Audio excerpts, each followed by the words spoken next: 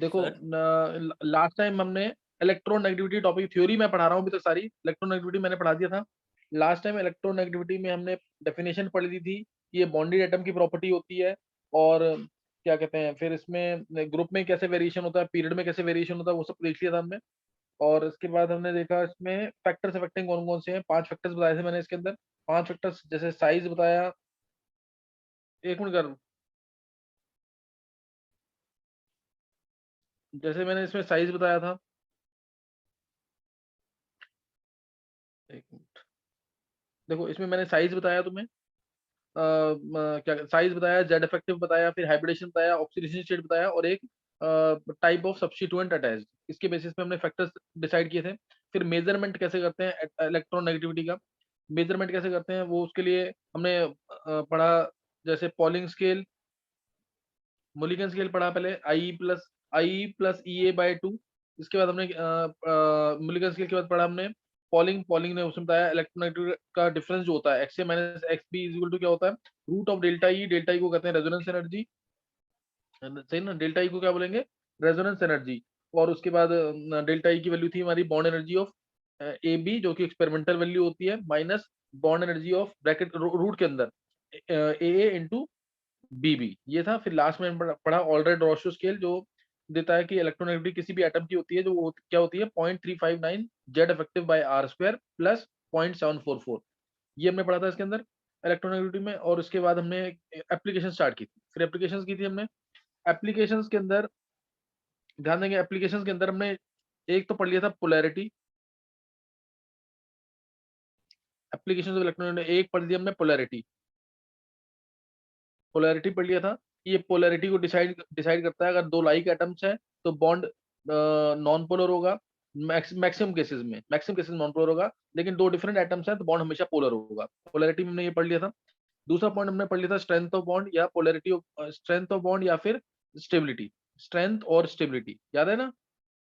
Second factor ये पढ़ लिया था। तीसरा फैक्टर हमने स्टडी कर लिया था to calculate bond length, how to calculate bond length. Bond length कैसे कैलकुलेट करते हैं, मान लिया ए बी कोई जैसे एच एफ ले लो तुम, मॉलिक्यूल एच एफ है कोई मॉलिक्यूल जिसको मैंने ए बी की फॉर्म में रिप्रेजेंट किया, तो वो उसका था R A plus R B minus 0.09 X A minus X B, याद है कि नहीं, ये minus X A minus X B, ये पढ़ा था।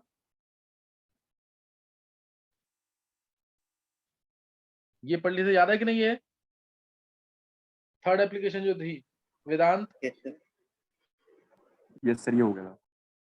हाँ यहाँ तक हो गया था ना। अब जो मैंने जैसे तुम्हें अभी बोल के दिखाया है, अगर तुम ऐसे थ्योरी सारी बोलोगे चैप्टर की, वेदांत मैंने शुरू से बोला हुआ ना, एटॉमिक स्ट्रक्चर में भी बोला था कि ऐसे ही बोलना मन में पूरा, तो जाके चैप्टर ढंग से थॉर होंगे। नहीं तो फिर तुम लोग ज्यादा से ज्यादा एक महीने तक, एक महीने के अंदर भूल जाओगे सब। तो जो याद करने वाला पोर्शन है एटलीस्ट उसको ऐसे बोलते रहो मन में, और जब तक चैप्टर नहीं खत्म होता तब तक बोलना है इसको मन में ऐसे। तो तुम ढंग से कर रहे हो चैप्टर से, अभी भी आगे आने वाले चैप्टर से उनको ऐसे ही करो, तब जाके याद रहेगा। और तुम्हें ज्यादा से ज्यादा तुम्हें 45 लास्ट में जाके 45 मिनट लगेंगे पूरे चैप्टर बोलने में। यही तरीका है कि तुम फिर तुम 4 महीने 5 महीने बाद कुछ तो रिकॉल कर सकते हो। और 2 पेज के शॉर्ट नोट्स बनाना, वो सब बताया हुआ है, 43 ईयर्स के क्वेश्चंस को स्टार मार्क करना, ताकि बाद में रिवीजन हो सके। 5-6 बार रिवीजन एक बुक की तभी हो सकती है, नहीं तो नहीं हो पाएगी, सही ना। तो ये बताया। अच्छा इसमें अब मैंने जैसे अगर मैं बोलता हूँ दो, मान लो से H2 मॉलिक्यूल होता, अगर H2 मॉलिक्यूल होता उस केस में DAB DHH क्या होता, RH प्लस RH, यही लिखते ना। तो इसमें जो है AB अगर मॉलिक्यूल है जैसे HF, तो इसमें बॉन्ड लेंथ जो है वो कम क्यों हुई है, ये कम क्यों हुई है, हल्की सी इलेक्ट्रोनेगेटिव डिफरेंस क्यों आया, ये एक्सप्लेन कर सकता कोई, क्यों आया, क्यों कम होगा। देखो जब दो अलग अलग एटम्स हैं तो नेचुरल सी बात है, एक पे पॉजिटिव चार्ज आएगा, दूसरे पे क्या आएगा, नेगेटिव चार्ज। अब पॉजिटिव नेगेटिव तो आपस में एक दूसरे को अट्रैक्ट करेंगे ना, पॉजिटिव नेगेटिव आपस में एक दूसरे को क्या करेंगे, अट्रैक्ट। अट्रैक्ट करेंगे। और जब अट्रैक्ट करेंगे एक दूसरे को तो थोड़ा बहुत तो बॉन्ड लेंथ कम होगी कि नहीं, यस सर। नहीं। तो इसलिए बॉन्ड लेंथ क्या हो जाती है, कम हो जाती है, इसलिए बॉन्ड लेंथ क्या हो जाएगी, कम हो जाएगी। किसी को पूछना तो नहीं है इसमें कुछ, पॉजिटिव नेगेटिव एक दूसरे को अट्रैक्ट करेंगे, अट्रैक्शन की वजह से हल्का सा बॉन्ड लेंथ क्या हो जाएगी, कम हो जाएगी। तो ये थर्ड एप्लीकेशन थी इसकी, है ना, ये थर्ड एप्लीकेशन थी। अच्छा 12th वाले बच्चे ये याद रखेंगे, अगर संडे को तुम लोग नहीं सुना पाते हो पीरियोडिक प्रॉपर्टीज और वो सरफेस केमिस्ट्री। तो इनऑर्गेनिक वाला ये तुम्हें पता है कि बहुत इंपॉर्टेंट टॉपिक है, मैं इनऑर्गेनिक फिर अटेंड नहीं कराऊंगा, पूरी बोर्ड का काम करवाऊंगा, याद कर लेना फिर उसको सिर्फ। तो इसलिए ये काम करके रखना जरूर, 12th वाले स्पेशली और 11th वालों को भी पीरियोडिक प्रॉपर्टीज बोला हुआ है। तो HF का मॉलिक्यूल जो है, इसके अंदर बॉन्ड लेंथ हल्की सी कम क्यों हुई है? क्योंकि जब पॉजिटिव नेगेटिव चार्ज आएगा, ठीक है ना, पॉजिटिव नेगेटिव चार्ज आएगा और जितना ज्यादा इलेक्ट्रोनेगेटिव डिफरेंस होगा, जितना ज्यादा इलेक्ट्रोनेगेटिव डिफरेंस होगा उतना ज्यादा चार्ज जनरेट होगा और फोर्स ऑफ अट्रैक्शन उतनी ज्यादा बढ़ जाएगी। तो उससे क्या होगा, जो बॉन्ड लेंथ है उतनी कम हो जाएगी, बॉन्ड लेंथ उतनी ज्यादा कम हो जाएगी। तो यहां तक मैंने पढ़ा दिया था तुम, है ना, यहां तक मैंने पढ़ा दिया था। अब फोर्थ फैक्टर जो था हमारा, फोर्थ फैक्टर था कलर। ये जो ना, जैसे स्टेबिलिटी वाला फैक्टर है, ये बहुत सारे केसेस में ट्रू होगा, हर एक केस में ट्रू नहीं होगा। ऐसे ही कलर वाला फैक्टर है। कलर वाले फैक्टर में क्या बोला गया है कि अगर अगर जो बॉन्ड है या फिर कंपाउंड जो है वो 20% से कम आयनिक है, if compound is less than 20% ionic, less than 20% ionic, तो उस केस में वो क्या होगा, कलर्ड होगा। Then compound is coloured, then compound is coloured. और अगर वो ग्रेटर देन 20% आयनिक है ना, ग्रेटर देन 20% आयनिक है, तो उस केस में क्या बोलेंगे कंपाउंड को कि उसके कलरलेस होने के चांसेस बढ़ जाएंगे, कलरलेस होने के चांसेस बढ़ जाएंगे। एग्जांपल इसका जैसे लिया AgCl, AgBr, याद भी कर लेना कलर जो मैं एग्जांपल दे रहा हूँ, AgI, AgCl, AgBr, AgI। अब इसमें कौन सा कलर होगा, कौन सा कलरलेस होगा, बताओ।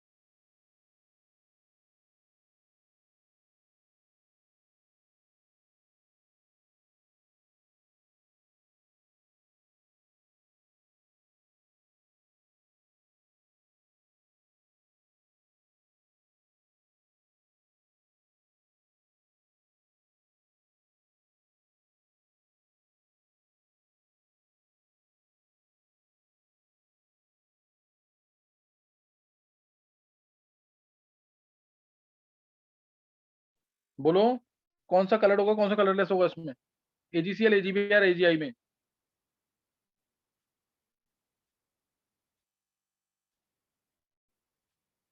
नहीं पता है, 12th वाले बच्चों में से बोलेगा कोई।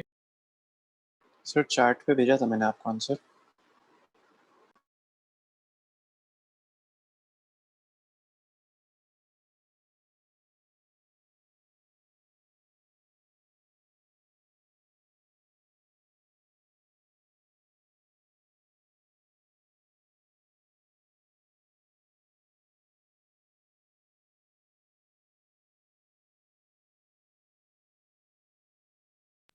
चलो देखो, हाँ सही है।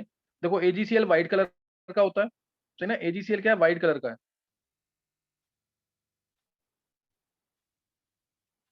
हाँ, AgCl व्हाइट कलर यानी कलरलेस, हाँ सही है छवि। AgCl व्हाइट कलर का है, AgBr लाइट येलो है या पेल येलो कहते हैं, और ये येलो कलर का है। क्यों ऐसा? AgCl में इलेक्ट्रॉन, क्योंकि Cl की इलेक्ट्रॉनिटी तो फिक्स है, सॉरी Ag की इलेक्ट्रॉनिटी फिक्स है, कोई भी मान लो, सी इलेक्ट्रॉनिटी से 1.2 है, तो Cl की 3, Br की 2.7 या 8 और 2.5 किसकी होती है, I की। तो डिफरेंस देखो ज्यादा कब है, डिफरेंस ज्यादा किसमें, पहले केस में डिफरेंस ज्यादा है, पहले केस में अगर डिफरेंस ज्यादा है तो कंपाउंड क्या हो गया, ग्रेटर देन 20% आयनिक हो गया, इसलिए क्या हो गया, कलरलेस, इसलिए क्या हो जाएगा, कलरलेस। आया समझ के नहीं है? Excuse me sir. हाँ बोलो। सर मैंने बीच वाले का जैसे AgBr है, मैंने उसका लिखा था आंसर कैन बी कलर्ड और कलरलेस, तो क्या सही नहीं होगा नहीं, गलत? कलरलेस नहीं, लाइट येलो बोलते हैं, लाइट येलो, कलरलेस नहीं बोलेंगे उसको, लाइट येलो, सही ना, लाइट येलो बोलेंगे इसको।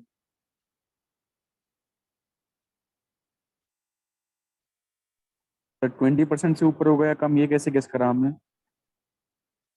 ये तो ऐसा ना, अब देखिए 3 - 1.8 है, मैंने बोला ना इलेक्ट्रोनेगेटिव डिफरेंस, अगर 1.9 से ग्रेटर है, 1.9 से अगर ग्रेटर है तो कंपाउंड को क्या मानते थे, आयनिक, याद आया कि नहीं, 50% आयनिक। Yes sir. हाँ, और अगर उससे कम होता था तो हम क्या मानते थे, कोवेलेंट। 1.9 से, ये अकॉर्डिंग टू गैलिस था, गैलिस बताया हो ना, हैने एंड स्मिथ इक्वेशन, और गैलिस बताया है कि नहीं? यस सर, बताया। हाँ, तो उससे, और ये वेदांत, ये ना अप्रोक्सीमेशन है, ये हर जगह ट्रू नहीं बैठेगा, ये अप्रोक्सीमेशन है। तो मैंने यस सर। एक अभी AgCl AgBr AgI याद रखना, AgCl AgBr AgI, ये पॉइंट याद रखना इसमें, सही ना। तो नेक्स्ट अब है 4 हो गए ना, fifth point most important, fifth point बहुत इंपॉर्टेंट है, बॉन्ड क्लीवेज इन पोलर मीडियम, सही ना, बॉन्ड क्लीवेज इन पोलर मीडियम। और ऐसे ना PbCl2 वाइट होता है, PbCl2 क्या है, वाइट है, PbBr2 भी वाइट ही होता है लगभग, या और PbI2 येलो होता है, PbI2 क्या होता है, येलो, है ना, PbI2 क्या है, येलो। तो इसको मैं एप्लीकेशन ऑफ पोलराइजेशन में भी कराऊंगा, उसके थ्रू भी कलर आता है, तो उसमें ज्यादा प्रॉपर एक्सप्लेनेशन है इसमें। तो नेक्स्ट नोट करना है इसमें, बॉन्ड क्लीवेज इन पोलर मीडियम, इसको मैं आगे भी बहुत जगह यूज करूंगा, बॉन्ड क्लीवेज इन पोलर मीडियम। पोलर मीडियम कभी भी बोलेंगे तो मीन्स क्या लेना है, वाटर, वाटर लेंगे, अल्कोहल भी ले सकते हैं जिसमें OH बॉन्ड हो, HCOOH भी ले सकते हैं, समझ गए कि नहीं, ज्यादातर हम क्या लेते हैं, वाटर, पोलर मीडियम। तो अब पोलर मीडियम जो है वो कैसे ब्रेक करेगा, पोलर मीडियम जो है पोलर बॉन्ड को आसानी से कैसे ब्रेक करेगा, पोलर मीडियम या polar bond breaks easily in polar medium, कैसे होगा ये चेक करेंगे। मान लो कोई भी कंपाउंड है XOH, XOH,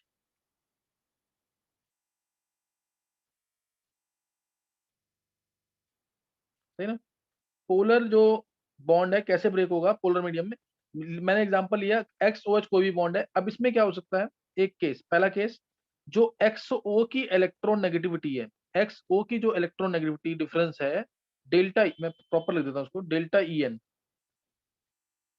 delta EN of XO bond can be greater than delta EN of OH bond, सही ना। तो कौन सा बॉन्ड टूटेगा, डेल्टा EN, जिसका इलेक्ट्रॉनिक डिफरेंस बॉन्ड ज्यादा, जिसका इलेक्ट्रोनेगेटिव डिफरेंस ज्यादा, वो बॉन्ड टूट जाएगा। तो इसलिए इस कंपाउंड में XO बॉन्ड टूट जाएगा, XO बॉन्ड टूट जाएगा, और ये क्या हो जाएगा, बेसिक। जब XO बॉन्ड टूटेगा तो O चांस देगा ना, जो O चांस देता पानी में वो क्या होता है, बेसिक। समझ गए कि नहीं, ये बात समझ आ गई कि नहीं?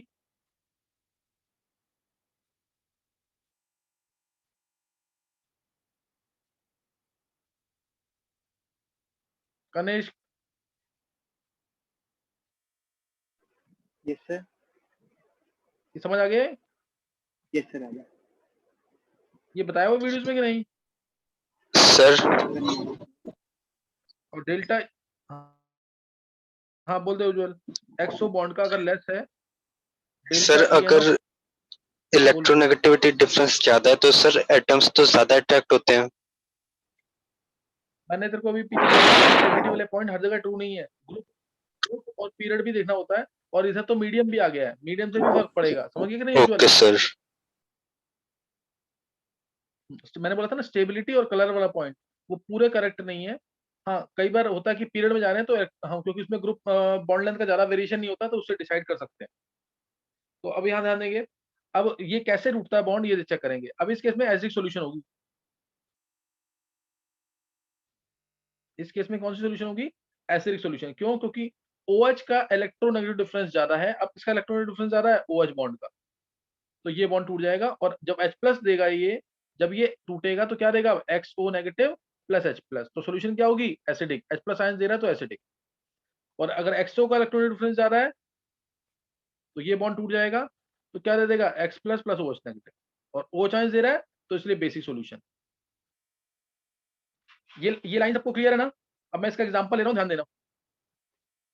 सबसे बेस्ट एग्जांपल है इसका, जैसे लिया मैंने NaOH, NaOH के अंदर NaO बॉन्ड का इलेक्ट्रोनेगेटिव डिफरेंस ज्यादा है कि OH बॉन्ड का, NaOH के अंदर?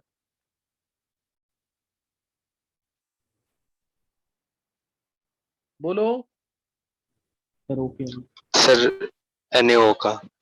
रेन्यू O की तो, हाँ, O की तो इलेक्ट्रोनेगेटिव फिक्स है 3.5, H की क्या होती है 2.1, Na की क्या है, Na की 0.8 मान लो कुछ, सही ना, 0.8 0.7 0.9 कुछ भी होता है, ऐसे लेते हैं, अप्रोक्सीमेटली यही होगा, सही ना, अप्रोक्सीमेटली यही होगा।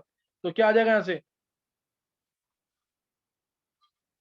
तो यहाँ से क्या आ जाएगा, इलेक्ट्रॉनिक डिफरेंस इधर कितना आया, डेल्टा ई इन की value, delta E N, NaO bond का कितना आ जाएगा,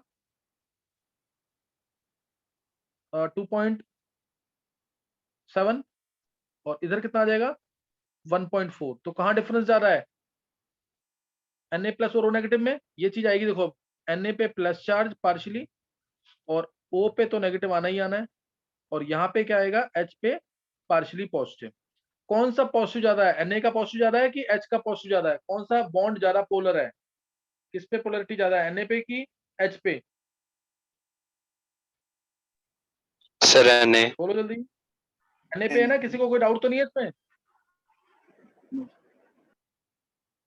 तो अब H2O जब डालेंगे, जब हम H2O डालेंगे तो H2O में एक नेगेटिव हाफ होता है, एक पॉजिटिव हाफ। जैसे OH आयंस नेगेटिव है तो H प्लस होता है, H2O में क्या है, OH आयंस नेगेटिव है तो H प्लस है। तो H2O का जो O नेगेटिव है वो किसको जल्दी खींचेगा, Na को जल्दी खींचेगा अपनी तरफ कि H को, इसको या Na को, किसको जल्दी खींचेगा?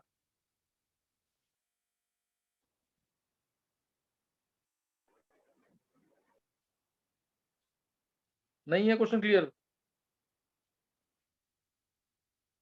सर Na को खींचेगा। Na पॉजिटिव को जल्दी खींचेगा क्योंकि इसमें पॉजिटिव ज्यादा है। तो जब इसमें पॉजिटिव ज्यादा है, इसको जल्दी खींचेगा, तो इसका मतलब अब ये O इसको खींच रहा है, इस वाले को तो नहीं खींच पाएगा, H2O O को, इसको कम खींचेगा। तो जब इसको ज्यादा खींचेगा तो ये वाला बॉन्ड वीक हो जाएगा कि नहीं? अब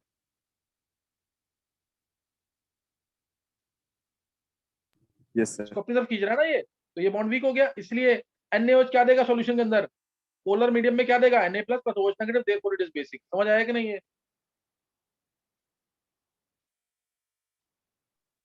नहीं क्लियर हुआ? Yes sir. और ऐसे ही अगर मैं ClOH लेता हूं, अब बताना किसको खींचेगा ClOH में, ClOH अगर है तब उस केस में वाटर का जो O नेगेटिव है किस पॉजिटिव को खींचेगा? क्यों? क्योंकि O की इलेक्ट्रोनेगेटिविटी तो ज्यादा ही है, ये तो हमेशा नेगेटिव ही रहेगा, ये पॉजिटिव रहेगा और ये पॉजिटिव रहेगा। अब किस केस में पॉजिटिव ज्यादा होगा, Cl पे कि H पे, किस में पॉजिटिव ज्यादा होगा? H plus O. हाँ, H पे पॉजिटिव ज्यादा होगा क्योंकि Cl की इलेक्ट्रोनेगेटिविटी 3, O की 3.5, डिफरेंस आया कितना, डिफरेंस कितना 0.5 का। इधर डिफरेंस कितना, इधर डिफरेंस कितना होगा, H पे 2.1 होता है 1.4 का। तो इधर अब H पे पॉजिटिव ज्यादा है, इधर अब H पे पॉजिटिव क्या है, ज्यादा। जब H पे पॉजिटिव ज्यादा है तो क्या होगा, सर H ज्यादा अट्रैक्ट होगा। हाँ, इसलिए वाटर जो है इसको खींचेगा ज्यादा, तो इसलिए अब ये OH बॉन्ड टूटेगा। अब ये टूटेगा तो क्या देगा, ClO negative plus H plus. इसलिए ये एसिड है, नाम क्या है इसका, हाइपोक्लोरस एसिड, हाइपोक्लोरस एसिड। कोई डाउट?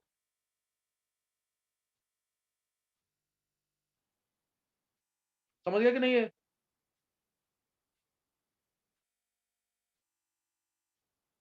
सर ये समझ नहीं आया। समझ नहीं आया? सर Cl पे गर्भ, पॉजिटिव कैसे हुआ? क्योंकि इसके साथ जो एटम अटैच है वो ज्यादा नेगेटिव है, ऑक्सीजन ज्यादा इलेक्ट्रोनेगेटिव है ना। जैसे अगर मैं ClF दे दूं तो तू क्या Cl को नेगेटिव बोलेगा इधर भी? नहीं सर। Cl नेगेटिव, Cl क्या होगा? पॉजिटिव होगा ना। Yes sir. Cl के साथ O का बॉन्ड आया तो क्या होगा? पॉजिटिव कि नेगेटिव? अब ओके सर।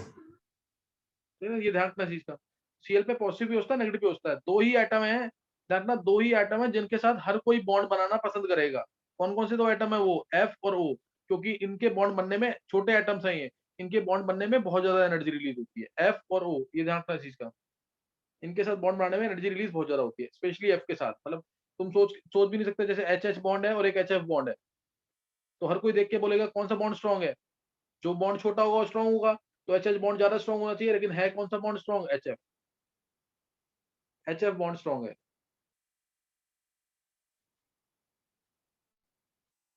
लेकिन हाँ, FF का बॉन्ड आ जाएगा ना, अगर FF का, ये बॉन्ड बहुत वीक होता है, तो दोनों F नहीं होने चाहिए, दोनों O नहीं होने चाहिए, तब बॉन्ड वीक होगा।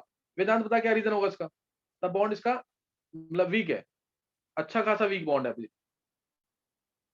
वेदांत क्या रीजन होगा इसका? सर नॉन पोलर हो जाती है। नहीं नहीं, ऐसे तो बहुत सारे हैं। HH बॉन्ड भी तो नॉन पोलर है। FF बॉन्ड OO, और तेरे को मैंने थोड़े दिन पहले भी बताया वेदांत, FF बॉन्ड OO बॉन्ड या NN बॉन्ड, कुछ याद आया? अभी तूने ऑब्जेक्टिव में डाउट पूछा था मेरे अच्छा से, सर, वो ये वीक। एंटी बॉन्डिंग में चले जाते हैं इसलिए। नहीं नहीं नहीं, वेदांत सोच, एक बार तूने भी क्वेश्चन पूछा था, SS बॉन्ड क्यों वीक हो गया, कैटिनेशन से रिलेटेड, कौन सा स्ट्रॉन्ग था कौन सा वीक था, मैंने एक्सप्लेन किया था तेरे को। FF bond O single bond O, N single bond N। इसीलिए कहता हूं प्रैक्टिस की जरूरत बहुत ज्यादा है।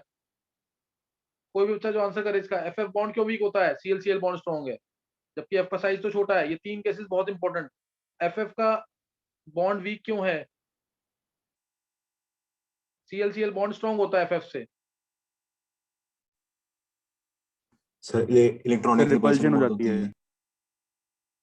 है। और NN बॉन्ड SEPP बॉन्ड, इसमें इन दोनों में ClCl बॉन्ड स्ट्रॉन्ग है। O और SS में SS बॉन्ड स्ट्रॉन्ग है। NN और PP में PP बॉन्ड स्ट्रॉन्ग है। हाँ, अब बताओ आंसर कौन बताएगा? सर रिपल्शन हो जाती है, इलेक्ट्रॉनिक रिपल्शन। कौन से इलेक्ट्रॉन की रिपल्शन? गर्व, तूने सर सही दिया लोन आंसर, पेयर्स की दोनों मतलब की। हाँ अब याद आ गया। वेदांत अभी पूछा था 1-2 दिन पहले। यस सर, याद आ गया। हाँ, तो ये याद रखना वेदांत। ये मैं बहुत डिटेल में लूंगा टॉपिक, बॉन्ड लेंथ या बॉन्ड स्ट्रेंथ, तब उसमें और क्लियर होगा, लेकिन मैंने तुमको बताया था ये। और ये बहुत इंपॉर्टेंट केस है, मैं क्वेश्चन भी बता दूंगा जरी। जैसे F का सिंगल बॉन्ड है, लोन पेयर, इसके पास 3 लोन पेयर है इसके पास। 2p के पास कभी भी लोन पेयर आ गया, दोनों एटम 2p में है, तो रिपल्शन ये, क्योंकि बहुत छोटे एटम्स हैं F और N, तो इनमें रिपल्शन बहुत ज्यादा होती है। रिपल्शन ज्यादा होंगी तो बॉन्ड क्या हो जाएगा? वीक हो जाएगा। बॉन्ड ये वाला क्या हो जाएगा? वीक हो जाएगा। ऐसे ही O सिंगल बॉन्ड O में, मैं सिंगल बॉन्ड की बात कर रहा हूँ, डबल बॉन्ड की बात नहीं कर रहा। O डबल बॉन्ड O बहुत स्ट्रॉन्ग है, N ट्रिपल बॉन्ड N बहुत ज्यादा स्ट्रॉन्ग है। मैं सिंगल बॉन्ड की बात कर रहा हूँ। N single bond N weak होता है, P सिंगल बॉन्ड P फिर भी स्ट्रॉन्ग होता है। O single bond O weak होता है, S single bond S strong होता है। क्यों? क्योंकि O सिंगल बॉन्ड O बनेगा तो भी क्या होगा? लोन पेयर रिपल्शन, क्योंकि साइज छोटा तो लोन पेयर रिपल्शन ज्यादा। 2p में अगर दोनों है तो, और यही तीन है। समझ गए कि नहीं? ये याद रखते हो, याद कर लेना, याद रखते हो, याद कर लेना। स्पेशली हेलोजेंस का ऑर्डर तो ना रटा होना चाहिए, पता नहीं कितनी बार आ चुका है पेपर के अंदर, IIT एडवांस तक में आ चुका है, बोर्ड में आ चुका है, हर जगह क्वेश्चन आया हुआ है। F2Cl2 बॉन्ड, F2Cl2 Br2I2 की बॉन्ड स्ट्रेंथ, पता नहीं कितनी बार आ चुका क्वेश्चन इसका। किसी को भी याद है तो बोलो। F2Cl2 Br2I2 की बॉन्ड स्ट्रेंथ, अभी तो रट देना बिल्कुल, उसको भूलना नहीं है बिल्कुल बीच में। सर सबसे ज्यादा I2 फिर Br2 फिर Cl2 फिर F2। नहीं नहीं नहीं, इसका आंसर याद कर लेना, Cl2 फिर Br2 फिर F2 फिर I2। रीजन बन जाएगा इसका कि नहीं?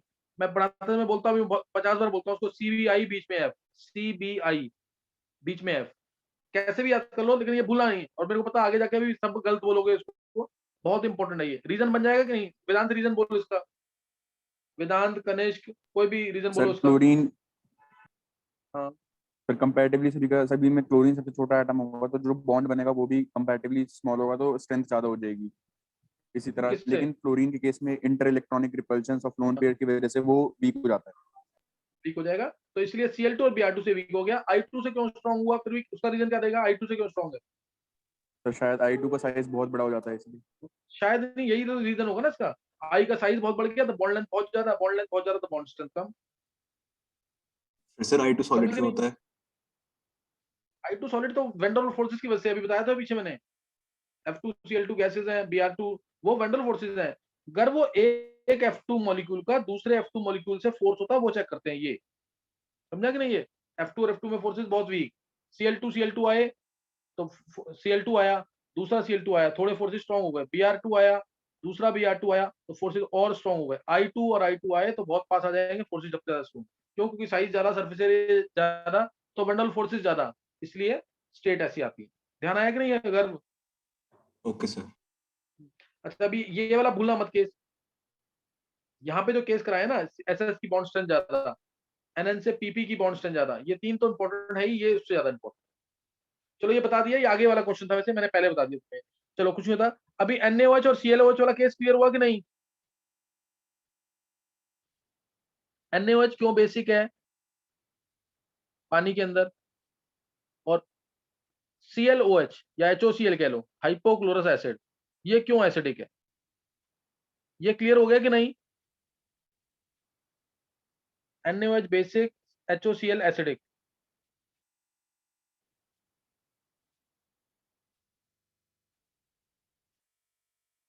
कनिष्क, अर्णव, अर्णव है क्लास में कि नहीं आज? ये क्लियर। यस सर मैं हूँ। अर्णव समझ आ गया सारा? यस सर आ गया। अच्छा ये समझ आ गया, NaOH बेसिक है, HOCl एसिडिक है, ये क्लियर है ना? Yes sir. NaOH में Na और O में इलेक्ट्रोनेगेटिव डिफरेंस ज्यादा, तो बेसिक। पानी Na, पानी का जो O है, पानी का जो O है वो Na को खींचेगा तो NaO बॉन्ड वीक हो जाएगा। ऐसे ही HOCl के अंदर Cl पे पॉजिटिव कम, H पे पॉजिटिव ज्यादा, तो H पॉजिटिव को पानी का O खींच लेगा तो OH बॉन्ड वीक हो जाएगा, OH बॉन्ड वीक होगा तो ये H प्लस देगा, तो ये एसिडिक। तो ये याद रखना है। अब लाइन ध्यान सुनना, यहाँ पे था ClOH, इधर है NaOH। अगर मेटल आएगा तो उसका ऑक्साइड या हाइड्रोक्साइड बेसिक, नॉन मेटल आएगा तो उसका ऑक्साइड या हाइड्रोक्साइड एसिडिक, बस न्यूट्रल नहीं होना चाहिए। न्यूट्रल तीन ही होते हैं, पता है ना? न्यूट्रल तीन है, कार्बन नॉन मेटल है, CO नाइट्रोजन नॉन मेटल है, NO, ये तीन ही हैं only neutral molecules, CO N2O NO, CO N2O NO, these are the three neutral molecules. H2O को न्यूट्रल मत बोलना, दे देते हैं H2O इज न्यूट्रल लिक्विड, लेकिन H2O न्यूट्रल नहीं है, एम्फोटेरिक है, ठीक है ना? H2O न्यूट्रल नहीं है, क्या है? एम्फोटेरिक। समझ गए कि नहीं है? क्योंकि H प्लस आयंस और ये एसिड और बेस दोनों से रिएक्ट करता है, एसिड होगा तो H प्लस रिलीज करा देगा, बेस है तो O चांस रिलीज करा देगा। एम्फोटेरिक होता है जो एसिड और बेस दोनों से रिएक्ट करे, जो H plus ions O chance एक साथ रिलीज करे वो नहीं, जो H प्लस आयंस जो एसिड और बेस दोनों से रिएक्ट करे वो होता है एम्फोटेरिक, ये याद रखना, एम्फोटेरिक। और न्यूट्रल मतलब जो ना एसिड से रिएक्ट करे ना बेस से रिएक्ट करे। तो मैंने लिखा था CO N2O और NO, ये तीन न्यूट्रल हैं, जबकि नॉन मेटल्स हैं। मैंने बोला नॉन मेटल्स के ऑक्साइड्स एसिडिक, नॉन मेटल्स के ऑक्साइड्स या हाइड्रोक्साइड्स एसिडिक। ऑक्साइड या हाइड्रोक्साइड्स मैं इंटरचेंजेबली यूज करूंगा, जैसे ये NaOH है ना, ये NaOH जो दे रखा है ऊपर, NaOH कैसे बना होगा? इसके ऑक्साइड के अंदर पानी डाल दो, NaOH बन गया, समझ गए कि नहीं? ये 2NaOH, तो इसलिए मैं दोनों को एक ही मानते हुए यूज करूंगा। ऐसे ही ये Cl2O है, ये क्या है? Cl2O, इसमें H2 डाला तो क्या बन गया? HOCl, 2HOCl कह लो, समझ गए कि नहीं है? तो इसलिए जो ऑक्साइड होता है, ऑक्साइड होगा ना, अगर अगर उसके अंदर तुम पानी डालोगे, अगर उसके अंदर पानी डालोगे तो मिलता है हाइड्रोक्साइड। क्या मिलता है? हाइड्रोक्साइड या फिर ऑक्सी एसिड, या फिर क्या मिलेगा? Oxy acid. जैसे मैं CO2 में डाल दूं पानी, कार्बन डाइऑक्साइड है ना, ऑक्साइड है, ऑक्साइड में पानी डाला तो मिल गया ऑक्सी एसिड, जिसमें एक मेटल के साथ डबल बॉन्ड O जरूर हो, एक कम से कम डबल बॉन्ड O जरूर होगा। जैसे कार्बोनिक एसिड बनाइए, कार्बोनिक एसिड में एक डबल बॉन्ड O जरूर हो, समझ गए कि नहीं है?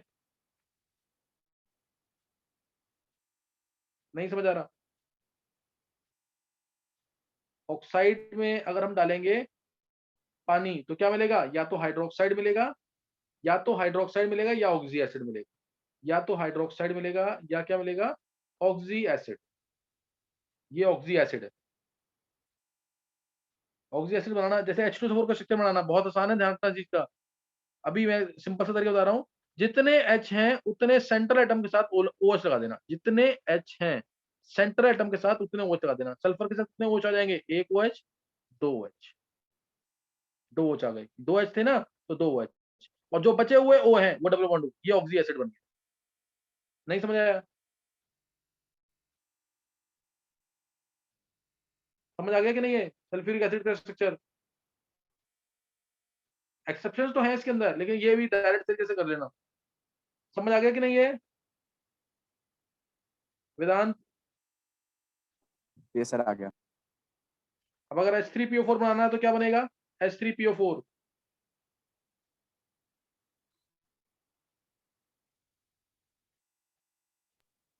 सर H2PO3 को पानी देंगे।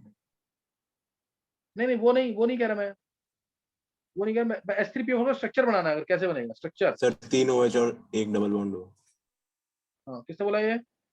सर गर्भ। हाँ अगर बहुत अच्छा कर, P के साथ क्योंकि 3 H दिख रहे हैं तो 3 OH लगा देना, और एक मैंने इसमें भी कराया वो मोल कंसेप्ट में, ध्यान आ गया कि नहीं है? जो बच जाएगा वो डबल बॉन्ड O की फॉर्म। अभी तुम्हें ये लाइन भूलनी नहीं है बिल्कुल भी कि नॉन मेटल्स के ऑक्साइड्स एसिडिक होते हैं, मेटल्स के ऑक्साइड बेसिक होते हैं। बस नॉन मेटल कौन सा नहीं होना चाहिए, CO नहीं होना चाहिए, carbon monoxide neutral, N2O neutral, NO neutral, ये तीन नहीं होने चाहिए। नॉन मेटल्स के ऑक्साइड्स एसिडिक, मेटल्स के ऑक्साइड्स बेसिक, और मेटल्स में भी बेसिक वाले में थोड़ा सा चेंज है। मेटल जो है अपनी +5 +6 +7 की स्टेट में नहीं होना चाहिए, मेटल अपनी +5 +6 +7 की स्टेट में नहीं होना चाहिए। दूसरा, मेटल +4 स्टेट में भी नहीं होना चाहिए, अगर +4 में हो गया तो एम्फोटेरिक। इसके अलावा भी और एग्जांपल्स हैं, इसके अलावा भी हैं, मेटल्स के सारे ऑक्साइड बेसिक नहीं होंगे, 90% बेसिक होंगे, नहीं तो वो एम्फोटेरिक भी हो सकते हैं, नहीं तो क्या होते हैं, एम्फोटेरिक भी होते हैं और एसिडिक भी होते हैं। मेटल अगर +5 +6 +7 की स्टेट में आ गया तो होगा एसिडिक, +4 की स्टेट में एम्फोटेरिक, +1 +2 +3 में आएगा तो बेसिक होने के चांसेस ज्यादा हों। +3 में भी बेसिक होते हैं और एम्फोटेरिक होते हैं, बताऊंगा मैं आगे। अभी तुम्हें इन जनरल ये याद रखना है, नॉन मेटल के ऑक्साइड एसिडिक, मेटल के ऑक्साइड बेसिक। कंसेप्ट मैंने समझा दिया इसका, क्यों अर्नब? सर बट CO2 तो मतलब अगर हम ल्यूइस डेफिनेशन के हिसाब से देखो तो वो एसिडिक नहीं होता? CO2 एसिडिक है तो नॉन मेटल है ना, हाँ तो नॉन मेटल सर, का ऑक्साइड एसिडिक। अच्छा नॉन मेटल, ओके सर, मैं उससे कंफ्यूज कर गया था ऑक्सीडेशन नंबर से। समझ आ गया कि नहीं है? हाँ जी सर। इन जनरल याद रखना लाइन, दोबारा बोल रहा हूं मैं, नॉन मेटल के ऑक्साइड एसिडिक, और कभी भूल जाओ तो HOCl का एग्जांपल ले आना दिमाग में। HOCl में Cl नॉन मेटल है, NaOH का ऑक्साइड हाइड्रोक्साइड या ऑक्साइड बेसिक। एग्जांपल दिमाग में रखना, LiOH, NaOH, KOH, RPOH, CSOH all are basic. ऐसे ही BeO छोटा है, MgO छोटा है, CaO छोटा है, SRO छोटा है, PaO छोटा है, all are basic except BeO छोटा है, व्हिच इज एम्फोटेरिक। BeO छोटा इज एम्फोटेरिक, यानी जो एसिड और बेस दोनों से रिएक्ट करेगा। कोई डाउट यहां तक किसी को?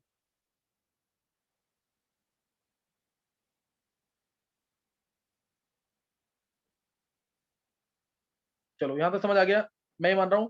तो पोलर बॉन्ड आसानी से टूटेगा पोलर मीडियम के अंदर, ये एप्लीकेशन समझ आ गई?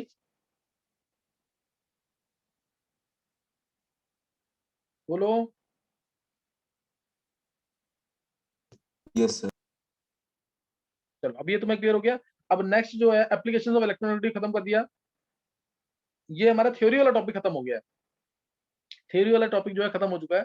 अब इसके अलावा हम करेंगे यहाँ पे, अच्छा अच्छा हाँ, एक ये तुमने सबने कर लिया होगा, बताने की जरूरत तो नहीं है, इलेक्ट्रोनेगेटिविटी और इलेक्ट्रोनेफिनिटी में डिफरेंस क्या होता है?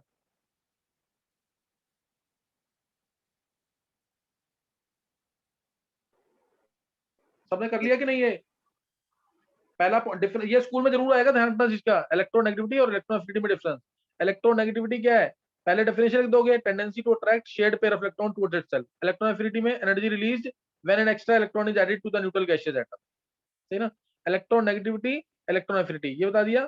फिर इलेक्ट्रोनेगेटिविटी जो है एक बॉन्डेड एटम की प्रॉपर्टी है, HF की प्रॉपर्टी, HF के इलेक्ट्रॉन्स F खींचेगा अपनी तरफ, ये बॉन्डेड एटम की प्रॉपर्टी है।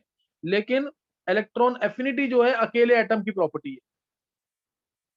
F क्या है, ये अपनी तरफ इलेक्ट्रॉन खींचेगा, बाहर के इलेक्ट्रॉन को, बाहर के एक्स्ट्रा इलेक्ट्रॉन को अपनी तरफ खींचेगा, तो ये अकेले एटम की प्रॉपर्टी है।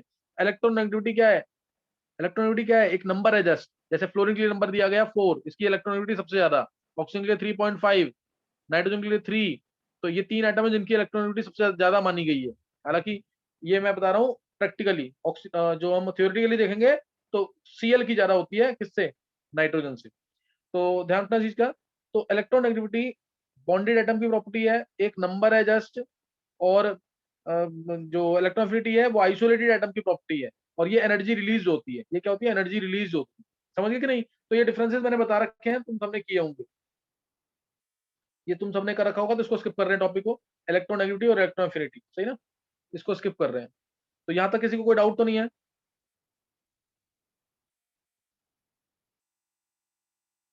चलो, ये यहां तक किसी को डाउट नहीं है ना? तो नेक्स्ट अब स्टार्ट करें, इलेक्ट्रोनेगेटिविटी टॉपिक हमारा खत्म हो चुका है। नेक्स्ट अब स्टार्ट करेंगे हम जो नेचर ऑफ ऑक्साइड्स कह लो, नेचर ऑफ ऑक्साइड्स, जो मैंने बता दिया, तो हिंट दे दिया उसका, उसी को हम डिटेल में थोड़ा स्टडी करेंगे, ध्यान देंगे। रीजॉइन करना है।